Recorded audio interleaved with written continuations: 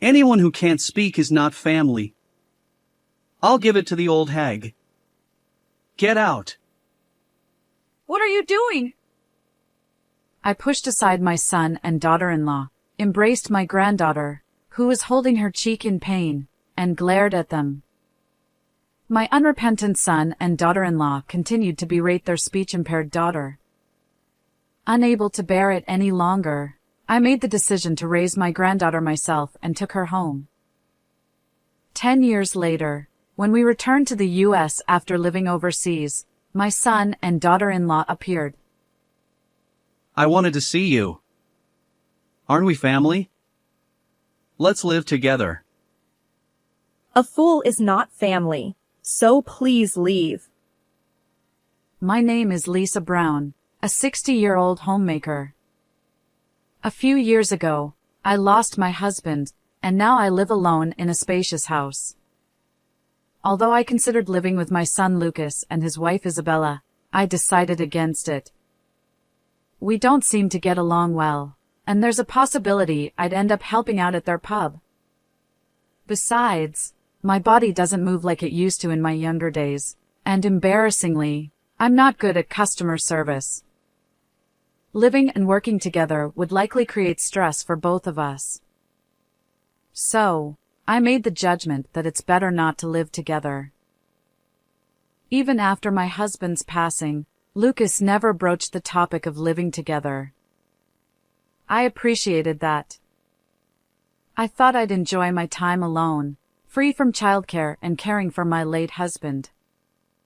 But when I actually started living alone, it felt lonelier than I expected. I, who was always busy with household chores and childcare, had no hobbies or friends. I spent my days watching reruns of TV dramas. Even when I tried to adopt new habits, they never stuck. For me, the presence of my two granddaughters makes a huge difference. Mia, the eldest, is 10 years old, and Charlotte, the younger one, is 6. Both girls are incredibly adorable. Mia was beautiful and skilled at seeking comfort from adults. On the other hand, Charlotte was a bit clumsy and reserved. She felt lonely compared to her beautiful and affectionate older sister. Although I love both of them, I particularly sided with Charlotte because I could see that she was disliked by her parents and sister. My son and daughter-in-law visit with my grandchildren about once every 2 months. Mia would run up to me innocently, calling, "Grandma!" Her clothes were always new, and her long hair was neatly tied.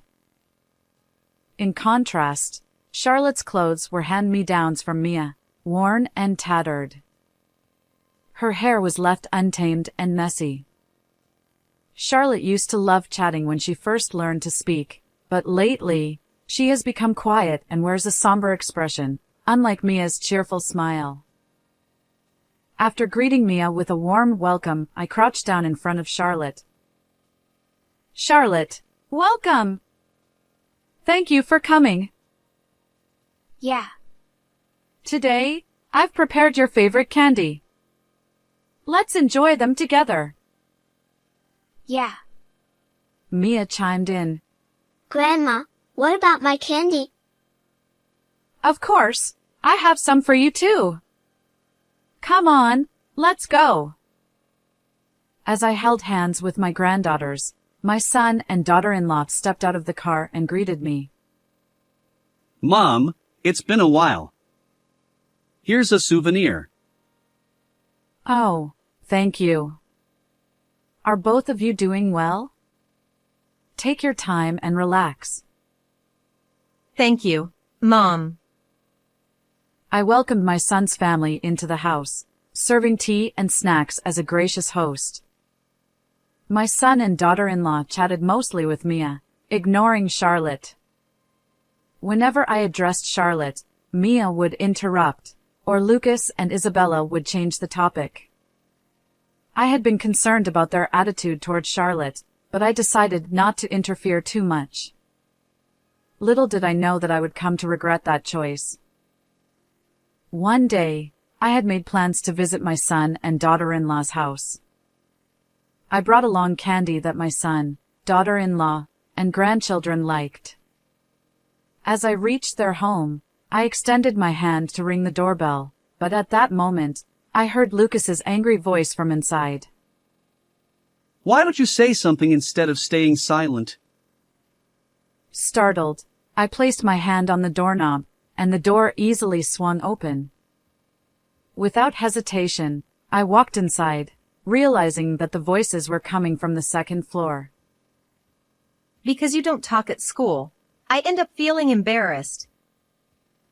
As I climbed the stairs, the shouting continued, and eventually, I heard a sharp, dry sound. When I opened the door to the room where the noise came from, I found Lucas, Isabella, and Mia berating Charlotte, who was sitting on the floor. Charlotte, her face on the verge of tears, held her cheek, while Mia winced, shaking her hand. Hey, Charlotte, did Mia hit you? Even saying it hurts would be something, right? Someone who can't speak isn't family. I'll give it to the old hag. Get out! What are you all doing? Pushing past my son, daughter-in-law, and Mia, I embraced Charlotte, who was sitting on the floor, as if to protect her, and glared at them. The three of them momentarily looked surprised, but quickly regained their composure. Mom, what are you doing barging in like that? You should have rung the doorbell first. Exactly. Isn't that rude? Who's being rude here? Surrounding a young child and showering her with insults.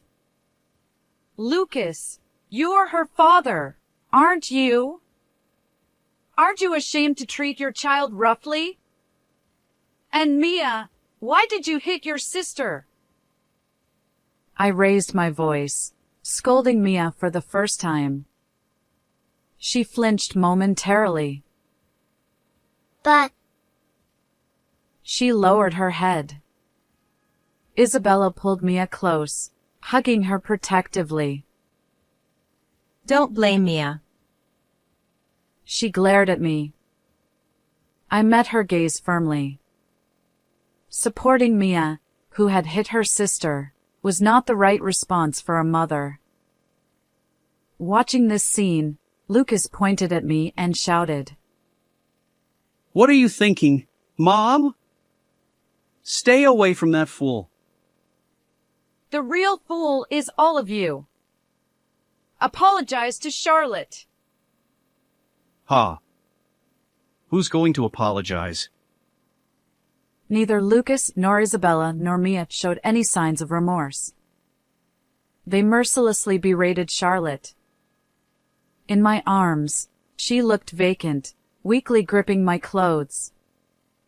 Without overthinking it, I lifted Charlotte and declared, I'll raise her. She won't stay here. Leaving the astonished trio behind, I stormed out of the room. Lucas, who had been standing there dumbfounded, ran up with a smirk. Mom, you're a lifesaver. I had no idea how to handle her anymore. As I rolled my eyes at my son's words, Isabella appeared from behind. She clutched a tattered small suitcase and a school backpack. These are Charlotte's belongings. Take care of her from now on. With that, Isabella roughly handed over the bags. Charlotte and I both looked up at my son and daughter-in-law. Clearly, they were delighted that Charlotte was leaving the house. I left the house without saying anything, utterly exasperated. Both of us returned home in silence. As I stepped into the entrance, I gestured for Charlotte to come inside. She sniffled and wiped her nose. Peering into Charlotte's face, I saw her biting her lip, tears streaming down. I hugged her tightly, soothingly patting her back. Charlotte, you've been through so much. I'm sorry I couldn't help you until now. But it's going to be okay. From now on, Grandma is on your side. I'll protect you. And so, I began living with Charlotte.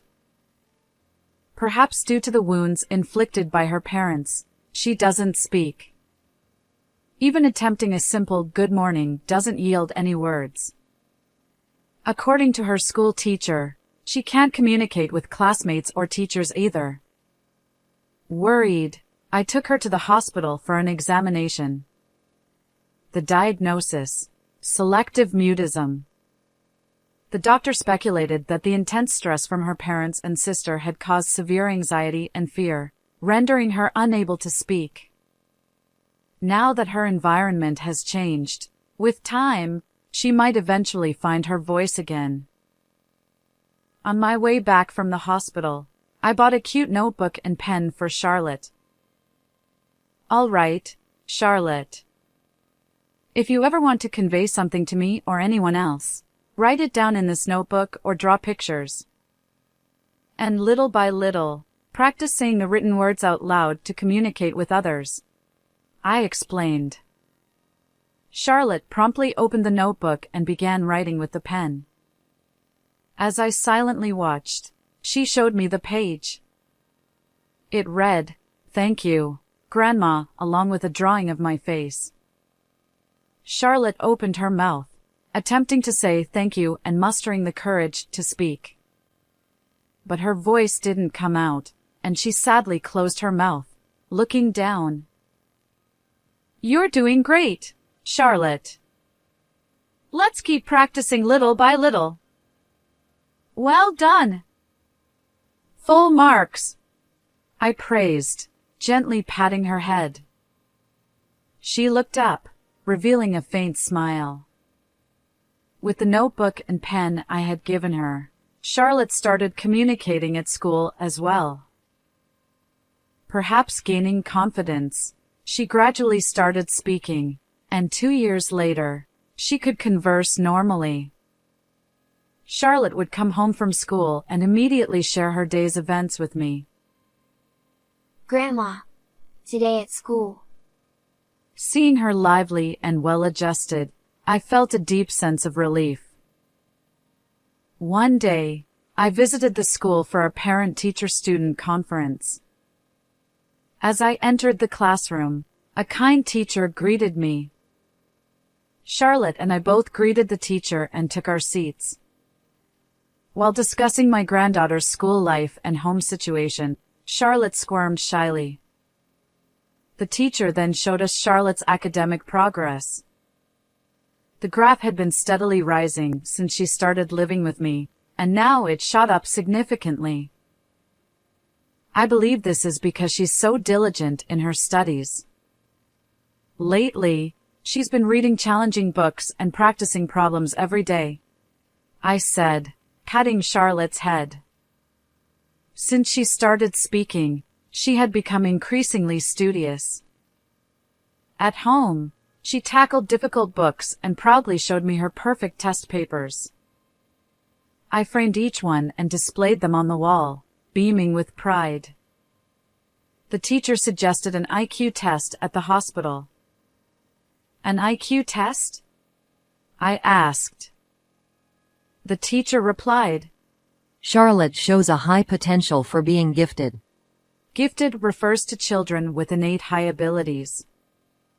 Charlotte's intelligence seems to rival that of adults. Given her remarkable talent, it's essential to provide an educational environment that matches her abilities. So, I promptly took Charlotte to the hospital for an IQ test. As predicted by her school teacher, she turned out to be gifted. I couldn't contain my surprise at discovering such wonderful abilities in my granddaughter. When I asked her about school, she responded disinterestedly. Honestly, it's too easy and boring. I want more challenging studies. But if I tell the teacher, it becomes complicated. Her words left me pondering. Could Charlotte pursue the studies she desires here in this town? She likely aims for middle or high school level material. Could she handle that while still in elementary school? I consulted the teacher, who informed me about French schools that accommodate accelerated learning. Apparently, France might offer the challenging studies Charlotte craves. It occurred to me that my late husband's brother worked in France. Although we hadn't been in touch since his passing, I thought he might be able to help. I reached out to him, and he assured me he could support us during our time in France.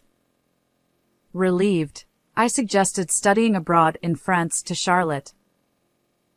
I'd like to go if you're with me. But I want to wait until after graduating from elementary school. All right, understood. Until you graduate, I'll make sure to learn some French too. With that settled, Charlotte smiled, reassured. She created many memories during elementary school and successfully graduated. She exchanged contact information, allowing her to connect with friends even overseas. I kept the study abroad plans a secret from my son and daughter-in-law. After all, if they discovered their gifted daughter was studying abroad, they might try to reclaim her for their own purposes. Charlotte quickly adapted to life in France and skipped ahead in her studies. Seeing her happily talk about how much she enjoys learning, I knew coming to France had been the right decision. Her talent is truly remarkable. After studying abroad in France for a few years, she enrolled at the University of Oxford in the United Kingdom, where she studied business. And then, she went on to start her own company. Charlotte is determined to repay me. But honestly, I've already received more than enough. After all, she has grown into an impressive adult under my care.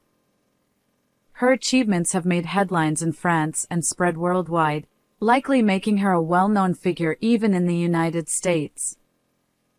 I wonder what my son and daughter-in-law think of her success. If only they regretted their past mistreatment of her. 10 years after Charlotte started her company, she and I returned to the United States for work. We rented a new apartment and settled into our lives. One day, the apartment intercom buzzed. Assuming it was a circular notice, I opened the door without any caution. To my surprise, it was my son and daughter-in-law. Long time no see, Mom. How have you been? Lucas and Isabella, why are you here? Despite changing my contact information and living far from our previous home, they found me. Ignoring my astonishment, Isabella spoke up. Hey, is Charlotte here? I've come to see you after a long time. What business do you have? Don't get near her. Don't be so cold, Mom. We're Charlotte's parents. Exactly, Mom. Charlotte is here, right? Please let us meet her. Stop barging in!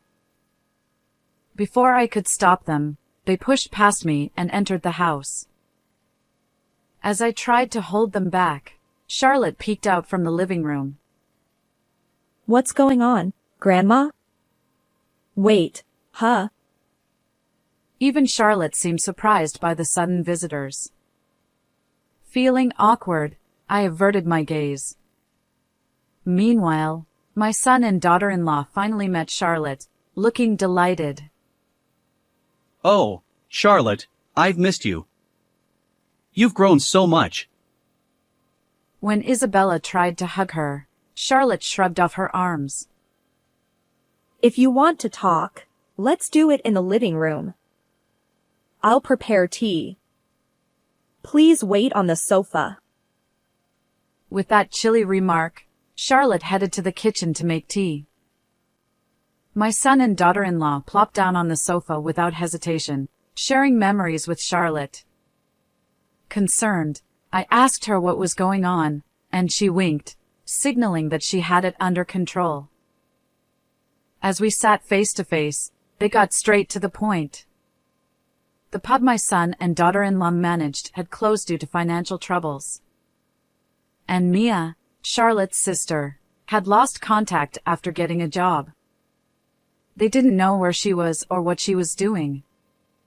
Now unemployed, my son and daughter-in-law were struggling financially, unsure when their savings would run out.